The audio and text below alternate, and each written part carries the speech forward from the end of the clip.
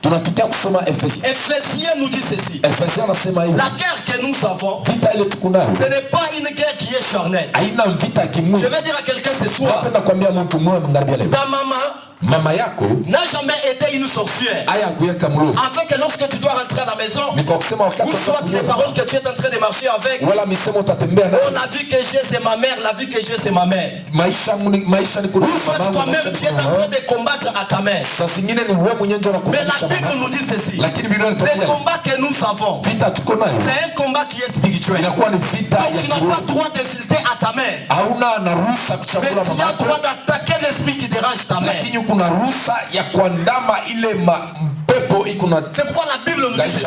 Le combat que nous avons, c'est un combat qui est spirituel. Inakuwa ni vita Et kiroho. nous, en tant que les enfants de Dieu, Shie kama watoto wa ce soir, nous allons porter, magharibi ya leo nous allons prendre tutabeba des armes qui sont des armes spirituelles. silaha ya kiroho. Amen. Les armes d'un enfant de Dieu, masilaha ya mtoto wa Mungu il y en a de deux types. inakuya manamna mbili. Il y a les armes offensives kunakuya silaha kumbana nayo, et il y a les armes défensives. na kunakuya masilaha kujikinga nayo. L'épée est classée na mpanga parmi l'arme offensive et l'arme défensive. inakuya masilaha ya kujikinga tena na kukumbana nayo. Amen. Amen. Je ne sais pas si nous sommes ensemble. Amen. Amen. Il y a les armes qui nous permettent d'attaquer l'ennemi. Kunakuya masilaha ile nturufu kupigana na. Et il y a les armes qui nous permettent de se protéger. Na kunakuya pina masilaha inaturufu il y en a beaucoup. Kukuyamini. Mais la parole de Dieu lakini sauti ya Mungu prend les deux. Inakuya ça nous permet d'attaquer inaturufu et ça nous permet aussi à nous protéger. Inaturufu tena kutukinga. Ephésiens nous dit ceci. Ephésiens anasema prenez aussi l'épée de l'esprit qui est la parole. Mbebe tena mpanga wa kiroho ile inakuwa sauti. Oh, celui qui doit prendre. Lakini ule anapasha kubeba. C'est celui qui manque. Ule kuna ule anapusa. Beaucoup se disent des chrétiens. Mingi kuna sema ba Kristo. Mais ils n'ont pas l'épée. Lakini abana na mpanga. Bien-aimé dans le Seigneur. Kukati ya Bwana. L'épée c'est qui? Mpanga ni nani? L'épée c'est une personne. Mpanga ni Mungu. C'est notre Seigneur Jésus-Christ lui-même. Bwana wetu Yesu Kristo. Jésus c'est la parole. Yesu ni sauti. L'épée que je vais te parler ce soir. Mpanga ndasema na wewe c'est la parole. Inakuwa ni sauti. Il y a les autres qui ont l'épée. Kuko na bengine beko na mpanga. Mais qui ne savent pas comment utiliser l'épée. Lakini baena na kutumikisha ile mpanga. Jésus dans la dimension d'un homme. Yesu mubumuntu. Lorsqu'il a été attaqué par les diables. Wakati ibilisi alikuwa kumkombanisha. Jésus savait utiliser son épée. Yesu aliyo kutumikisha mpanga. Pourquoi il est sorti victorieux? Sio pala alitoka mfundaji. Les chrétiens ont l'épée. Ukubwa ba Kristo beko ba. Mais ils ne savent pas comment utiliser l'épée. Lakini bayo kuitumikisha. En dehors de la parole de Dieu, nous n'avons pas une victoire. Hatuna na ushindi. Je vois Saïl. Saïl va à la recherche de David. La Bible me dit quoi? Saïl étant fatigué, il dormait, il a oublié son âme. Il y a aujourd'hui beaucoup de chrétiens qui sont en train de marcher, mais ils ont déjà oublié la parole de Dieu.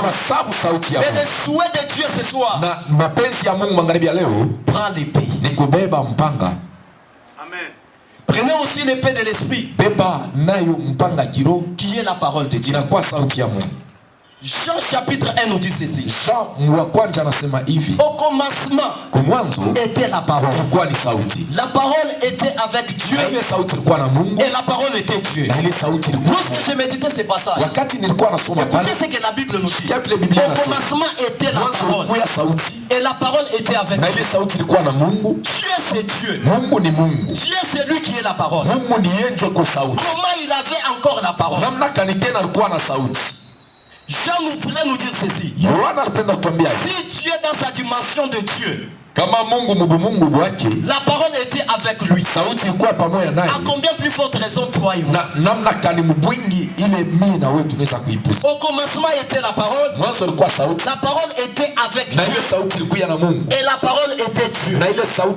Donc Jean voulait nous dire ceci. Si Dieu dans son identité de Dieu, il est parvenu à avoir la parole, c'est-à-dire nous aussi ses enfants, nous devons aussi avoir la parole. Amen.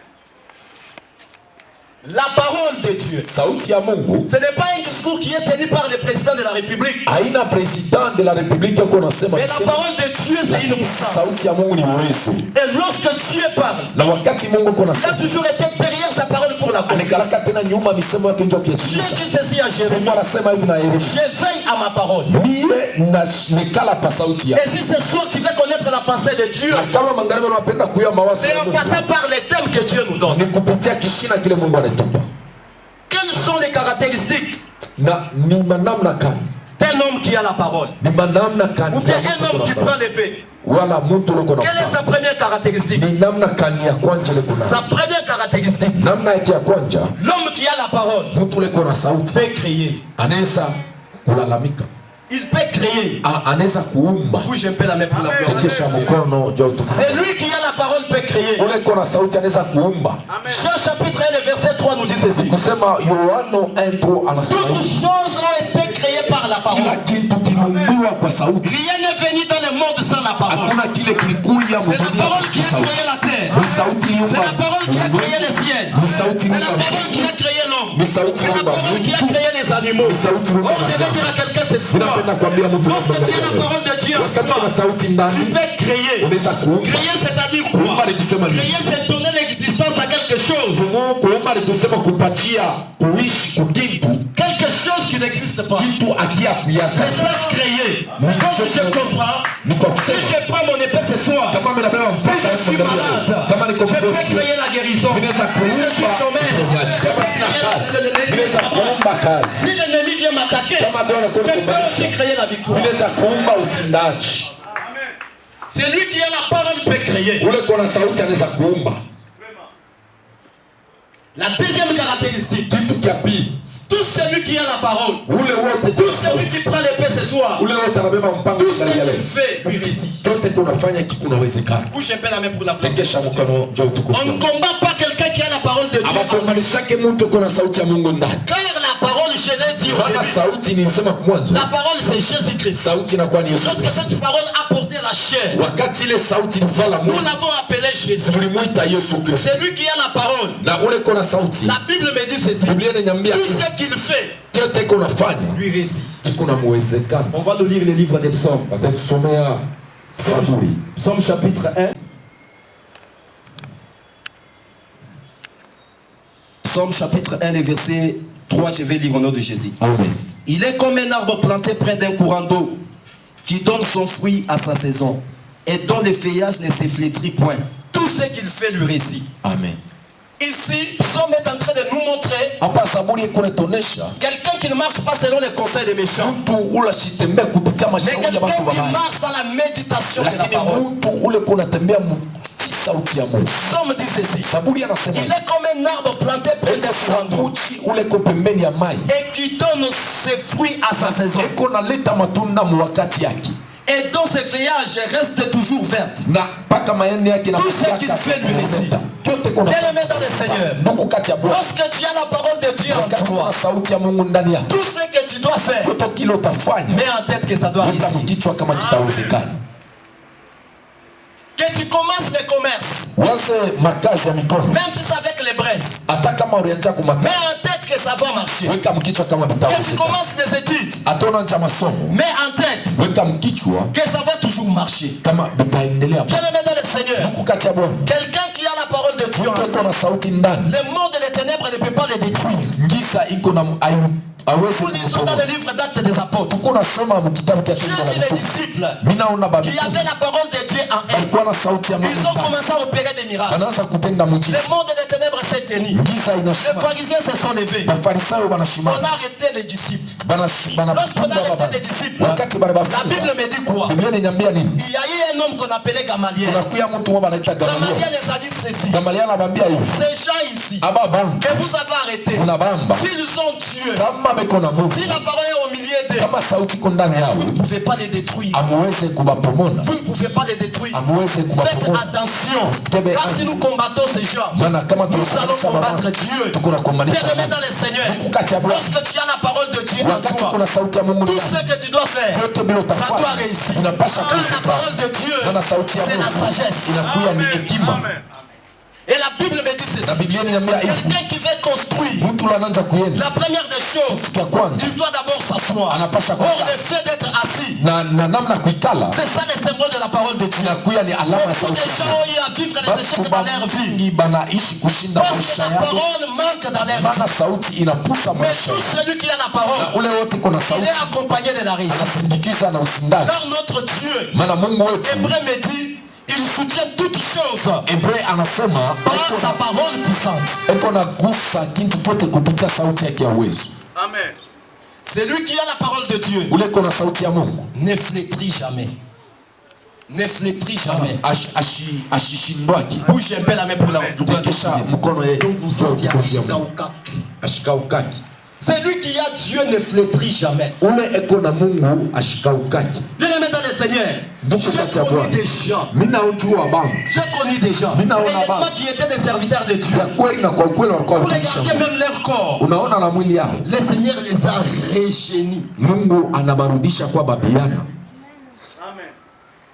Tout celui qui a la parole ne flétrit jamais.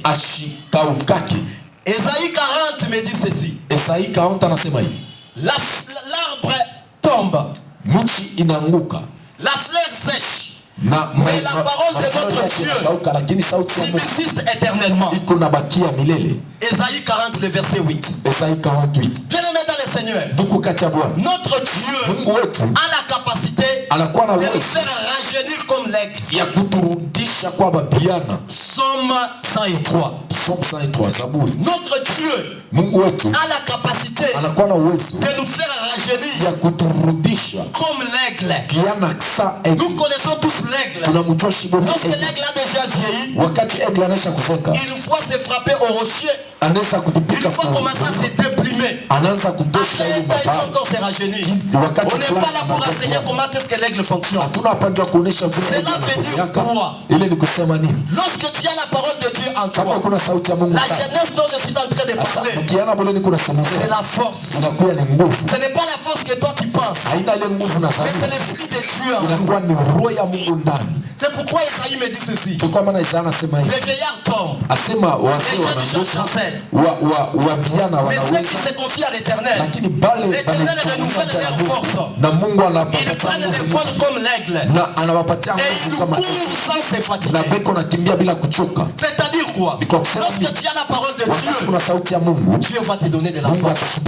Pas la force physique que tu es en train de penser, mais l'esprit de Dieu sera toujours en toi.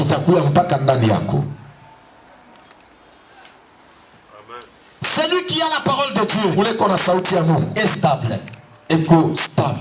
Bien aimé dans le Seigneur, la stabilité que je vais te parler ce soir, c'est la paix. Bien aimé dans le Seigneur, le monde ne peut pas nous donner la paix. Nous avons connu même des organisations qui nous sont dit on va nous donner la paix. Mais on ne vit pas la paix, nous vivons autre chose. De ta propre force tu peux chercher la paix. De ta propre force tu vas chercher la paix. Tu n'auras jamais la paix.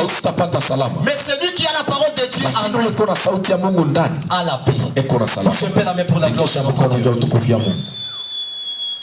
Jésus un jour, il traversait avec ses disciples. Il y a eu un vent. Lui qui avait la parole en lui, il dormait. Bien aimé dans le Seigneur, les disciples se sont approchés pour les réveiller. Maître, regarde cette grande tempête. Mais comment toi tu dors? Comment toi tu es calme? Bien aimé dans le Seigneur, lorsque tu as la parole de Dieu en toi, tu auras une vie de stabilité. Beaucoup de gens aujourd'hui sont instables sur plusieurs plans. C'est la manque de la parole dans leur vie. On va nous lire Psaume 112, le verset 7.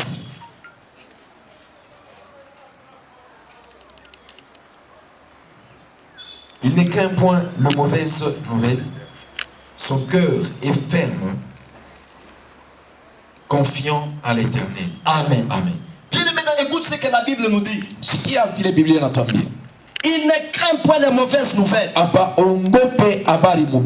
aimé dans le Seigneur, lorsque tu as la parole de Dieu en toi, laisse-moi que je te dise, tu ne peux pas craindre les mauvaises nouvelles. Bien aimé dans le Seigneur, laisse-moi que je te dise, il y a un secret si tu as la parole de Dieu en toi. Tu ne dois pas dépendre du monde, mais tu dois dépendre de Dieu. Même si le pays est frappé par la conjoncture, moi si je suis enfant de Dieu, c'est une mauvaise nouvelle pour moi, je ne peux pas craindre.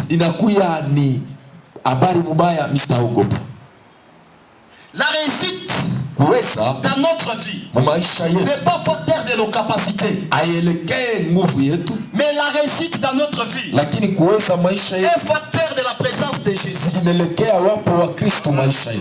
Donc Dieu a la capacité, même là où tu dis qu'il n'y a pas, Dieu peut créer quelque chose pour toi.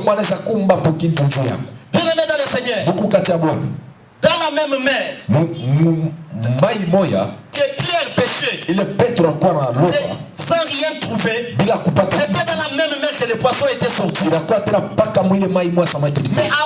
que Jésus vienne, Pierre n'avait rien attrapé. C'est-à-dire quoi? Dans la vie de Pierre, ce n'est pas les poissons qui manquaient, mais dans la vie de Pierre, c'était Jésus qui manquait. Mais lorsque Jésus est venu, Jésus lui a dit, jette ton filet là où il y avait manque, mais il y a eu des poissons. Donc je comprends bien aimé, la réussite dans notre vie, ça dépend si la parole de Dieu est dans notre vie. Mais aujourd'hui bien aimé, nous les chrétiens, nous voulons les fruits de l'arbre. Nous aimons les fruits de l'arbre, mais nous détestons l'arbre. Aime la parole de Dieu. Celui qui a la parole ne peut pas craindre de mauvaises nouvelles. Que ce soit la nuit, que ce soit la journée, dors tranquillement. Car moi la Bible me dit, si l'Éternel ne veille sur moi, celui qui le fait en vain. Donc je comprends. Même la porte qui est à ma maison, j'ai mis parce que c'est une porte. Mais celui qui veille sur moi, c'est Jésus. Et cette Jésus, c'est la parole. C'est pourquoi même dans l'obscurité, je ne peux pas craindre. La Bible me dit, il ne peut pas craindre de mauvaises nouvelles. Jésus n'avait pas craint la tempête. C'est parce qu'il connaissait qu'en lui, il y avait la parole. Le verset 1. Minapenda tena kukankamisha pa Zaburi 11:1. Psaume chapitre 11 verset 1. Tunasoma mjina la Yesu. Amen. Au chef des chantres de David. C'est en l'Éternel que je cherche un refuge. Comment pouvez-vous me dire, fuis dans vos montagnes comme un oiseau? Amen. Amen. Bien aimé, comme je t'ai dit que celui qui a la parole en lui a la stabilité. Ce n'est pas question de magie. Ici c'est David. David s'est retrouvé devant des problèmes. Les ennemis qui venaient pour l'attaquer. Son entourage lui a dit, les ennemis viennent pour t'attaquer. Fuyons à la montagne. Allons-y nous réfugier là-bas. Écoute la réponse de David. Comment vous pouvez me dire de fuir à votre montagne comme un oiseau? Moi mon refuge, je le retrouve à l'Éternel. Que personne ne te trompe pas. Toi tu es un enfant de Dieu. Tu n'es pas un oiseau. Que les autres commencent à pratiquer d'autres histoires. Ils ne connaissent absolument rien. Mais dans ta tête, que celui qui te protège, celui qui veille sur toi, c'est l'Éternel. Et la Bible me dit ceci. L'ange de l'Éternel campe autour de ceux qui craignent Dieu, lorsque la parole de Dieu est en toi, Dieu envoie ses anges pour la sécurité. Bien aimé dans le Seigneur, j'ai vu d'autres religions qui adorent les anges, d'autres religions qui prêchent les anges. Mais nous, chez nous, les livres d'Hébreux me disent que Dieu utilise les anges comme de voix. Donc, ils sont dans notre service. Lorsque tu crains Dieu, tu marches dans sa parole, mets en tête que les anges de l'Éternel vont tourner tout autour de toi. C'est la parole. La parole de Dieu, c'est aussi un marteau. Bien aimé dans le Seigneur, ici nous sommes dans le livre de Jérémie. Jérémie, le verset 23. Jérémie, chapitre 23, je m'excuse, le verset 29. Chapitre 23, verset 29, nous lisons au nom de Jésus. Amen. Ma parole n'est-elle pas comme un feu, dit l'Éternel, et comme un marteau qui brise les rocs? Amen. Amen. Écoute, c'est l'Éternel lui-même. C'est une question. Ma parole n'est-elle pas un fait? Ma parole n'est-elle pas un marteau qui brise les rocs? Qu'est-ce qui s'est passé ici? Ici, il y a eu des hommes qui se disent des hommes de Dieu, mais qui sont venus avec les mensonges pour détruire les enfants de Dieu. Pareil que toi et moi aujourd'hui, là où on prêche la parole, on n'aime pas. Mais si on nous dit que là-bas il y a des prophéties, nous partons. Qui t'a dit qu'il y a la différence entre la prophétie et la parole? Il n'y a pas de différence, c'est la même chose. La parole de Dieu, c'est une prophétie. Mais toi, quel type de prophétie que tu es en train de chercher? On vient aujourd'hui. Je vis au village. L'homme de Dieu qui vient, qui me prophétise, il me dit: tu iras en Amérique. Mais c'est écrit dans la parole. C'est l'Éternel qui a dit que tu seras la tête et non la queue. Donc pour moi, la queue, j'étais encore au village. On n'a pas inventé là-bas. C'est maintenant ta façon de comprendre les choses. Toi, la parole, tu n'aimes pas. Et maintenant, c'est ça, cette même parole. Que les loups qui ont les peaux de brebis utilisent cette même parole, mais tordue, pour mentir les enfants de Dieu. Amen. Oh, on est en train de t'ensorceler. Mais Dieu t'a donné la victoire. Mais ce n'est pas neuf, c'est dans la Bible. Dieu a dit que nous aurons la victoire, nous allons marcher sur les serpents. Réellement, qu'est-ce que toi tu cherches? Et ici, c'est ça qui s'était passé. Il y avait des mauvais prophètes qui mentaient les enfants de Dieu. Et écoute maintenant ce qui s'est passé au milieu des enfants de Dieu. Là, je crois que c'est Jérémie 24. Les enfants de Dieu, lorsqu'ils se croisent avec un prophète, ils demandent au prophète: quelle est la charge que Dieu a dite pour nous? Il y a Bougit. Et Dieu lui-même a dit à Jérémie: va dire ceci à ces peuples. Ma parole n'est pas une charge pour eux, mais ce sont eux qui sont une charge pour moi. La parole de Dieu n'est pas une charge pour moi. Mais laisse-moi que je te dise, il y a la vie. Et l'Éternel a posé maintenant cette question pour que Jérémie demande à ses faux prophètes: ma parole n'est-elle pas un fait? Lorsqu'on parle du fait, le fait vient pour nous justifier. Donc on peut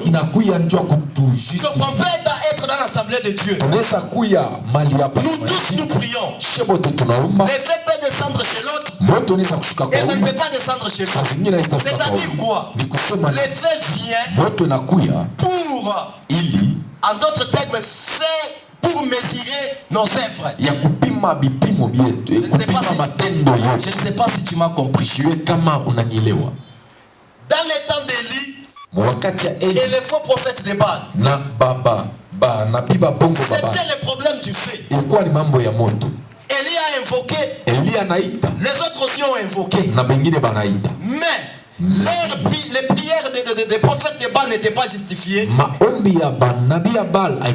c'était la prière d'Élie qui était justifiée.